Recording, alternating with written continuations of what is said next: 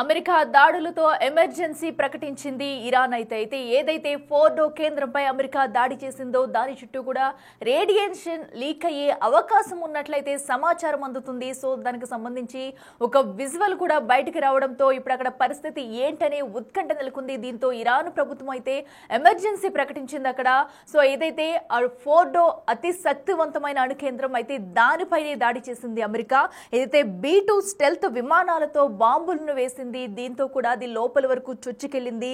ఆ బాంబులు ఆ ఫోర్డ్ మొత్తం ధ్వంసమైంది. అయితే ఈ నేపథ్యంలో అక్కడ ఆ ఏరియాలో కూడా అక్కడ ఆ అణుబాంబులు ఉన్న దాటికి రేడియేషన్ లీక్ అయ్యే అవకాశం అయితే ఉన్నట్టు సమాచారం అయితే అందుతుంది. ఒకవేళ రేడియేషన్ లీక్ అయితే కనుక అక్కడ చాలా ప్రమాదం సంభవించే అవకాశం ఉంది. దీంతో అయితే ఇరాన్ అయితే ముందుగానే అప్రమత్తమయ్యి అక్కడ ఎమర్జెన్సీ ప్రకటించింది. అయితే ప్రస్తుతం అక్కడ సిచ్యువేషన్ ఏంటనేది ఒక క్లారిటీకి అయితే ఇంకా రాలేదు. ఒకవేళ రేడియేషన్ ముప్పు ఉంటే ఆ ప్రాంతం అంతా ఇంకా చిక్కుల్లో పడినట్టే అర్థం చేసుకోవాలి మనం. సో ఎందుకంటే B-2 స్టెల్త్ విమానాలు చాలా శక్తివంతమైనవి. అయితే అలాంటి విమానాలతో B-2 స్టెల్త్ విమానాలతో బాంబులను అయితే వేసింది. సో ఆ బాంబులు అయితే ఫోర్డో కేంద్రం లోపల వరకు కూడా వెళ్ళి సుమారుగా కూడా 60 అడుగుల లోపల వరకు కూడా వెళ్ళి పేల్చే శక్తి అయితే వాటుకుంది. సో అయితే ఈ నేపథ్యంలో ఇప్పుడు అక్కడ ఆ ఫోర్డో కేంద్రం చుట్టూ అసలు ఏం జరుగుతుంది, ఒకవేళ రేడియేషన్ లీక్ అవుతుందా, నిజంగా రేడియేషన్ లీక్ అయితే ఇది ఇరాన్పై ఇంకా ఎంత ప్రభావం చూపించే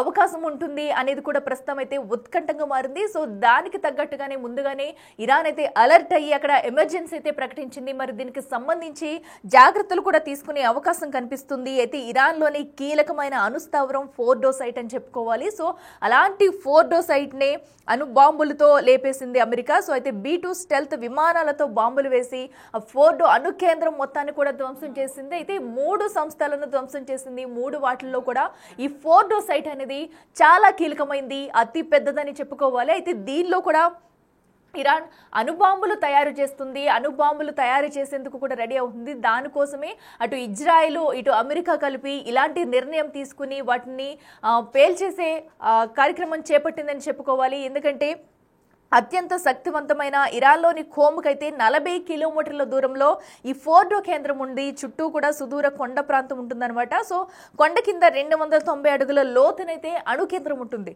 అయితే అక్కడ ఈ అణుబాంబులు తయారు చేస్తుంది ఇరాన్ అయితే ఏదైతే అటు అణుబాంబు తయారీకి అవసరమైన సెట్రీ కానివ్వండి, ఫ్యూజులు కానివ్వండి 2700 ఉన్నట్లు కూడా గుర్తించారు. సో ఇవన్నీ కూడా కీలక సమాచారం రాబట్టిన తర్వాతే ఈ దాడికి పాల్పడినట్లు కూడా అమెరికా చెప్తుంది. అయితే అక్కడ ఫ్యూజులు కూడా ఇప్పటివరకు 2700 ఉన్నట్లయితే గుర్తించింది. అయితే ఇక్కడే ఏదైతే ఆ కొండ కింద ప్రాంతంలో యురేనియాన్ని 60% వరకు శుద్ధి చేయాల్సి ఉంటుంది. కానీ 90% వరకు కూడా శుద్ధి చేసి అణుబాంబు తయారు చేస్తున్నట్లు అనుమానాలు అయితే ఉన్నాయి. ఇరాన్ ఏదైతే సో ఇదంతా కూడా 90% వరకు యురేనియాన్ని శుద్ధి చేసి అణుబాంబులు తయారు చేస్తుంది.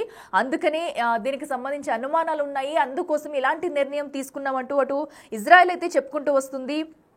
సో దీనికోసమే అటు అమెరికాతో కలిపి పక్కా ప్లాన్ ప్రకారమే సో ఆ ఫోర్డ్ పై దాడి చేసినట్లు కూడా ప్రకటించారు. అయితే ఇప్పటికే అమెరికా ఇజ్రాయెల్ దాడి చేశాయంటూ కూడా సమాచారం అయితే వస్తుంది. అయితే మనం చూసుకుంటే అటు యురేనియం అయితే కేవలం 60% వరకే శుద్ధి చేయాలి. కానీ ఇరాన్ మాత్రం దానికి విరుద్ధంగా 90% శుద్ధి చేసి అణుబాంబులను తయారు చేస్తుంది. సో దీనికోసమే ఇదంతా చట్ట విరుద్ధం అంటూ కూడా ఇజ్రాయెల్ అమెరికా కలిసి ఈ ఘటనకు పాల్పడినట్లు కూడా చెప్తున్నారు. అయితే ఇప్పుడు ఆ ప్రాంతంలో సిచ్యువేషన్ ఏంటనేది కూడా ఉత్కంఠంగా మారింది. మనం టీవీ స్క్రీన్ మీద చూడొచ్చు. ఒక పక్కన పింక్ కలర్ ఇమేజ్ ఏదైతే ఉందో సో మనకు కనిపిస్తుంది అటు మ్యాప్ లో మొత్తం కూడా. సో ఒకవేళ రేడియేషన్ లీక్ అయ్యే ఛాన్స్ ఉందంటూ కూడా కొన్ని అనుమానాలు అయితే వ్యక్తం అవుతున్నాయి. ఒకవేళ రేడియేషన్ లీక్ అయితే అక్కడ ప్రస్తుత పరిస్థితి ఏంటి, ఇరాన్ ఎలాంటి జాగ్రత్తలు తీసుకుంటుంది, దానికి తగ్గట్టుగానే ఎమర్జెన్సీని అయితే ప్రకటించింది. మనం చూడొచ్చు ఒక బాక్స్ లో అటు ఆ చుట్టూ కొండపక్కల చుట్టూ ప్రాంతం మనం చూస్తున్నాము. మరో బాక్స్ లో కూడా మనం ఇంకొక ఇమేజ్ ను కూడా చూడొచ్చు. అణు కేంద్రం ఏదైతే ఉందో అక్కడ లోపల సంబంధించిన ఇమేజ్ కూడా మనం చూస్తున్నాము. ఒకవేళ రేడియేషన్ లీక్ అయితే అక్కడ పరిస్థితి ఇంకా దారుణంగా ఉండే ఛాన్స్ అయితే కనిపిస్తుంది. సో ప్రస్తుతం ఇరాన్ ఏం చేయబోతుంది అనేది కూడా చూడాలి. ఇక మరింత సమాచారం అందించేందుకు మా ప్రతినిధి ఢిల్లీ నుంచి శివ అందుబాటులో ఉన్నారు. శివ, చెప్పండి. మనం చూస్తున్నాము ప్రస్తుతం అయితే ఇరాన్ పరిస్థితి ఏంటి? ఎందుకంటే అటు బాంబు ఫోర్డో ఫోర్ట్పై బాంబు పేల్చడంతో కూడా అక్కడ రేడియేషన్ లీక్ అయ్యే అవకాశం ఉందంటూ కూడా పలు అనుమానాలు అయితే వ్యక్తమవుతున్నాయి. ప్రస్తుతం అక్కడ సిచ్యువేషన్ ఏంటి? ఇరాన్ ప్రభుత్వం ఎలాంటి నిర్ణయాలు తీసుకునే అవకాశం ఉందనుకోవచ్చు? ఇరాన్ ఇజ్రాయెల్ మధ్య భీకర యుద్ధం కొనసాగుతుంది. మధ్యలోకి అమెరికా ఎంటర్ కావడం, ఇరాన్ కు సంబంధించిన 3 కీలక న్యూక్లియర్ కేంద్రాలపై దాడి చేయడం, అందులోనూ అతిపెద్ద అణుస్థావరమైన కీలక స్థావరం ఫోర్డో సైట్ పైన శక్తివంతమైన బాంబులతో ఇటు అమెరికా పేల్చేసినట్టు తెలుస్తుంది. బీటు స్పిరిట్ బాంబులను వినియోగించి ఇరాన్ పై దాడులు చేసిన నేపథ్యంలో 3 ఈ అణు కేంద్రాలు న్యూక్లియర్ కేంద్రాలు ధ్వంసమైనట్టు కూడా తెలుస్తోంది. అంటే మొత్తం ఈ బీస్ట్ స్టెల్త్ విమానాలతో బాంబులు వేసినట్లుగా తెలుస్తోంది అమెరికా. ఇక భూమి నుంచి 60 మీటర్ల లోపల వరకు ఇది వెళ్లి మరి వాటిని ధ్వంసం చేసే అవకాశం ఉంటుంది. న్యూక్లియర్ సైట్ ను అమెరికా బాంబులతో ధ్వంసం చేసింది. ఆ పేలుడికి పూర్తిగా ఫోర్డో అణు కేంద్రం అనేది ధ్వంసమైంది. ఆ సమీపంలో ఉన్న ప్రజలందరూ కూడా బాంబు పేలుడికి భయాందోళన వ్యక్తం చేసిన పరిస్థితి కనిపిస్తోంది. ఇక ఫోర్డో కేంద్రం నుంచి రేడియేషన్ లీక్ అయ్యే అవకాశం ఉన్నట్టుగా కూడా నిపుణులు అంచనా వేస్తున్నారు. ఫోర్డో చుట్టుపక్కల భయంకరమైన వేడి వాతావరణం వస్తున్నట్టుగా తెలుస్తోంది. అమెరికా దాడులతో అక్కడ ఇరాన్ ఎమర్జెన్సీ ప్రకటించినట్టుగా కూడా తెలుస్తోంది. ఇక ఇరాన్ లోని కోంకు 40 కిలోమీటర్ల దూరంలోని ఈ ఫోర్ట్ కేంద్రం ఉంటుంది. ఆ పరిసర ప్రాంతాల్లో జనావాసం నివసిస్తూ ఉంటారు ప్రజలు. మొత్తం ఫోర్ట్ అణు న్యూక్లియర్ కేంద్రంపై అమెరికా దాడులు చేస్తున్న నేపథ్యంలో పెద్ద భయంకరమైన శబ్దాలతో అక్కడ అణు కేంద్రంపై దాడి చేయడం, అది పేలిపోవడంతో అక్కడ ప్రజలందరూ కూడా తీవ్ర ఆందోళన వ్యక్తం చేస్తున్నారు. ఏం జరుగుతుందో తెలియక వారందరూ కూడా తీవ్రమైన భయాందోళనతో వారు కాళ్ళ వెల్లడిస్తున్న పరిస్థితి కనిపిస్తుంది. అంటే చుట్టూ కూడా సుదూర కొండ ప్రాంతం ఉంటుంది. కొండ కింది భాగంలో 290 అడుగుల లోతులో ఈ అణు కేంద్రాన్ని ఫోర్డో అణు కేంద్రాన్ని నిర్మించినట్టుగా తెలుస్తుంది. అయితే 2009లోనే ఫోర్డో అణు కేంద్రాన్ని ఇజ్రాయెల్ నిఘా సంస్థలు పసిగట్టినట్లు తెలుస్తుంది. ఇక 2002 నుంచే నిర్మాణాలు చేపట్టినట్టుగా కూడా కొన్ని అనుమానాలు అయితే వ్యక్తమవుతూ ఉన్నాయి.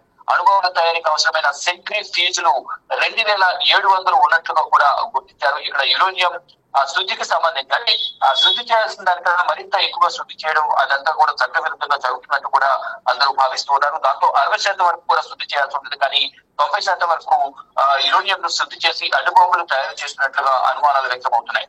దాదాపు 230 కిలోల అణుబాంబు తయారీ చేయాలన్నది కూడా ఇరాన్ దిశగా కూడా పనిచేస్తున్నట్టు తెలుస్తుంది. దానికి సంబంధించి కూడా ఇజ్రాయెల్ వద్ద కూడా దానికి సంబంధించి కొన్ని ఆధారాలు ఉన్నట్లు తెలుస్తోంది. మొత్తంగా 9 అణుబాంబులు తయారు చేయాలనేది ఇరాన్ ప్లాన్ గా తెలుస్తోంది. ఇక అందుకే అమెరికా ఇజ్రాయెల్ దాడి చేశాయనే సమాచారం కూడా అందుతోంది. అంటే కొంత కింది ప్రాంతంలో అమెరికా దాడి చేయడంతో ఇక ఇరాన్ అణుశుద్ధి అణుబాంబు తయారీ చేయలేదనేది కూడా ప్రధానంగా అందరూ అభిప్రాయం అయితే వ్యక్తం చేస్తున్న పరిస్థితి కనిపిస్తోంది. అంటే గతంలోనే ఇజ్రాయెల్ ఇరాన్ మధ్య యుద్ధం జరుగుతున్న సందర్భంలో శాంతి చర్చలకు రావాలంటూ కూడా ఇటు అమెరికా అధ్యక్షుడు డొనాల్డ్ ట్రంప్ ఇరాన్ కు పిలుపునిచ్చారు. దానితో పాటు ప్రపంచ దేశాలన్నీ కూడా శాంతి చర్చలకు రావాలంటూ కూడా ఇరాన్ ఇజ్రాయెల్ ఆహ్వానించారు. కానీ ఇరాన్ మాత్రం దాడులు చేస్తోంది. ఇక ఆత్మరక్షణలో భాగంగానే మమ్మల్ని రక్షించుకోవడానికి సైనిక రక్షణలో భాగంగానే మేము ప్రతిదాడి చేయాల్సి వస్తుందనేది కూడా ఇజ్రాయెల్ ప్రధాని బెంజమిన్ నెతన్యాహు కూడా ప్రకటన విడుదల చేశారు. కానీ ఇప్పుడు దాడులు ప్రతిదాడులు విమర్శలతో ఇక్కడ భీకర యుద్ధం కొనసాగుతోంది. ఒకవైపు ఖమేనీ ఎక్కడున్నారో తెలియనట్టు కూడా ఆయన బంకర్లో దాక్కున్నారంటూ కొంతమంది చనిపోయారంటూ కూడా ప్రచారం చేస్తున్నారు. ఆయన బంకర్లో నుంచి వీడియో సందేశాలు పంపించారు. అయతుల్లా ఖమేనీ హతమార్చడమే మా ప్రధాన ఉద్దేశం అంటూ కూడా బెంజమిన్ నెతన్యాహు కూడా శపథం చేశారు. ఇటు అమెరికా అధ్యక్షుడు కూడా డొనాల్డ్ ట్రంప్ కూడా బేషరతుగా లొంగిపోవాలి, యుద్ధాన్ని ఆపాలి, శాంతి చర్చలకు రావాలంటూ కూడా అమెరికా అధ్యక్షుడు డొనాల్డ్ ట్రంప్ కూడా వ్యాఖ్యలు చేశారు. కానీ ఖమేనీ ఎక్కడున్నారో మాకు తెలుసు, కానీ మేము ఆమెను చంపాలని అనుకోవడం లేదంటూ కూడా అమెరికా అధ్యక్షుడు డొనాల్డ్ ట్రంప్ వ్యాఖ్యలు చేశారు. వ్యాఖ్యలు చేసిన కొన్ని రోజులకు ఇటు ఇరాన్ సంబంధించిన 3 కీలక అణుస్థావరాలపై న్యూక్లియర్ కేంద్రాలపై దాడి జరిగింది. అఖిల శివ, అయితే ఇప్పుడు ఈ అణుబాంబుల తయారు వెనుక ఇరాన్ ఒక కుట్ర కోణంలో భాగంగానే ఇవి తయారు చేస్తుంది అనుకోవచ్చా? అండ్ అలాగే రేడియేషన్ లీకేజీకి సంబంధించి ఇరాన్ ఏమైనా ఇప్పుడు అధికారికంగా ప్రకటన చేసే అవకాశం ఉంటుంది అనుకోవచ్చా? ఇప్పటికే దీనికి సంబంధించి రేడియేషన్ అనేది లీక్ అవుతుంది అనేది కూడా కొంత ప్రచారం అయితే జరుగుతుంది. దాని ద్వారా చుట్టుపక్కల ప్రజలందరూ కూడా తీవ్ర ఇబ్బందులు ఎదుర్కొంటున్నట్టుగా కూడా తెలుస్తుంది. అయితే ఇప్పుడు అమెరికా ఇజ్రాయెల్ కు మద్దతు తెలపడంతో ఫర్దర్ గా ఇరాన్ ఏం చేయబోతుంది, ఇరాన్ కి ఎవరు సపోర్ట్ చేస్తారు? ఇప్పుడు అమెరికాకు అమెరికా ఇజ్రాయెల్ కు సపోర్ట్ చేస్తూ ఇటీవల జరిగిన G7 సమిట్ లో కూడా అందరూ కూడా ఇజ్రాయెల్ పక్షాన ఉన్నారు. మరి ఇప్పుడు ఇరాన్ కు చైనా, రష్యా, నార్త్ కొరియా ఈ 3 దేశాలు సపోర్ట్ చేస్తాయా లేదనే దానిపై మాత్రం ఉత్కంఠ కొనసాగుతుంది. ఫర్దర్ గా ఏం జరగబోతోంది అనేది కూడా అందరూ ఉత్కంఠగా ఎదురు చూస్తున్నారు. కానీ ఈ దాడులు ప్రతిదాడులు అనేవి కొనసాగుతూనే ఉన్నాయి. దీంతో సామాన్య పౌరులు కూడా భారీగా ప్రాణాలు కోల్పోతూ ఉన్నారు. ఇతర దేశాలకు సంబంధించిన భారతీయులు కానీ ఇతర దేశాలకు సంబంధించిన పౌరులు అక్కడ విద్యార్థులందరూ కూడా స్వదేశాలకు తిరిగి రావాలంటూ దిశాధినేతలు ఆదేశాలు జారీ చేసిన ఇప్పటికీ అందరూ కూడా ఇరాన్ ఉన్న ఇతర దేశస్తులందరూ కూడా ఖాళీ చేసి వెళ్ళిపోయారు. వెళ్ళిపోయిన తర్వాత ఈ న్యూక్లియర్ బాంబు దాడులు జరిగాయి. అంటే న్యూక్లియర్ కేంద్రాలపై ఇటు అమెరికా దాడులు చేసినట్టు తెలుస్తుంది. దాని ద్వారా అతిపెద్ద ఫోర్డో అణు కేంద్రం ఏదైతుందో న్యూక్లియర్ కేంద్రం ధ్వంసమైంది. మరో ఇతర 2 కేంద్రాలు అణు కేంద్రాలు కూడా న్యూక్లియర్ కేంద్రాలు కూడా ధ్వంసమైంది. దీని ద్వారా ఇరాన్ కు భారీగా నష్టమే వాటిల్లింది అనేది ప్రధానంగా అర్థమవుతుంది.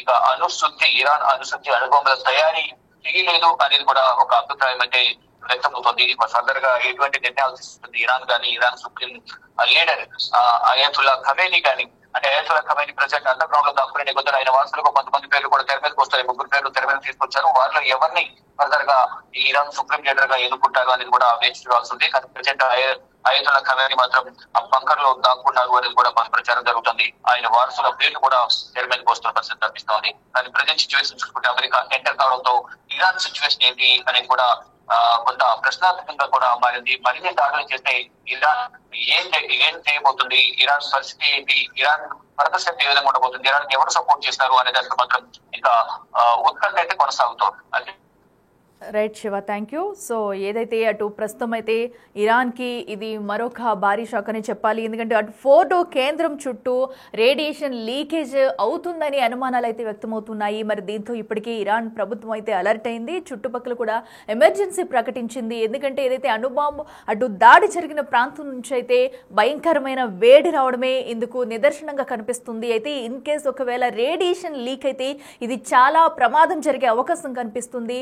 అయితే రేడియేషన్ కి సంబంధించి ముందుగానే ఇరాన్ ప్రభుత్వం అయితే అలర్ట్ అవుతూ అక్కడ ఎమర్జెన్సీ ప్రకటించింది. సో ఏదైతే అటు B-2 స్టెల్త్ విమానాలతో అటు బాంబులతో దాడి చేసింది అమెరికా. అనంతరం కూడా అవి సుమారుగా ఆ భూమి లోపల వరకు 60 మీటర్ల లోపల వరకు కూడా వెళ్ళి సో భయంకరమైన పేలుడు సంభవించింది అక్కడ. దీంతో చుట్టుపక్కల కూడా ఈ రేడియేషన్ వెలువడే అవకాశాలు అయితే ఉన్నాయి అక్కడ. మరి ఇప్పుడు ఇరాన్ ఎలాంటి నిర్ణయాలు తీసుకోబోతుంది, ఒకవేళ రేడియేషన్ లీక్ అయితే కనుక ఎలాంటి జాగ్రత్తలు తీసుకుంటుంది. ఇప్పటికే అటు ఇజ్రాయెల్ ఇరాన్ యుద్ధం మధ్యలో కూడా ఇప్పటికే ఇరాన్ ప్రజలంతా కూడా భయభ్రాంతులకు గురవుతున్నారు. అయితే దీనికి తోడు అటు అమెరికా కూడా ఇప్పుడు ఈ దాడులకి తెగపడటం, ఇప్పుడు అమెరికా మద్దతు కూడా ఇజ్రాయెల్కి లభించినట్టయింది. ప్రస్తుతం ఇరాన్ పరిస్థితి ఏంటి, కేవలం షరతులకు ఒప్పుకొని అమెరికా చెప్పినట్టు లొంగిపోతుందా లేదంటే శాంతి చర్చలకు వెళ్తుందా అనేది కూడా వేచి చూడాలి.